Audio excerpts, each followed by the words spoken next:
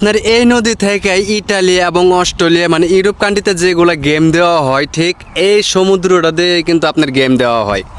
যদি আপনাদেরকে একটু ভালো করে দেখাই তো আমি কোন জায়গায় দাঁড়ায় আছি, এটা হচ্ছে মালয়েশিয়া পান্তাই পাচা যেটাকে বলা হয়। আমি সঠিক বলছি কিনা তাও জানি না, তো হয়তো একটু ভুল হতেই পারে উচ্চারণে। এটি সেই জায়গা, আর এই সমুদ্র দৈরে আপনার মনে করেন ইটালি বা ইউরোপ কান্ট্রিতে মানে পাচার করা হয় লোক।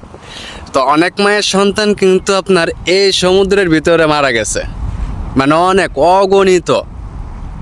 তো অনেকে কিন্তু লোভে পড়ে দেখা যাচ্ছে ইউরোপ কান্ট্রিতে যাওয়ার জন্য খুবই আগ্রহ।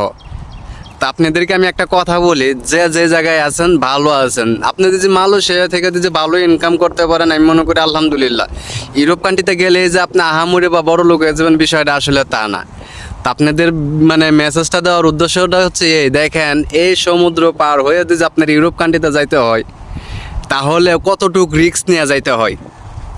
তো ভিডিওটা এই পর্যন্তই, যদি ভালো লাগে অবশ্যই অন্যদেরকে দেখার সুযোগ করে দিবেন। আসসালামু আলাইকুম।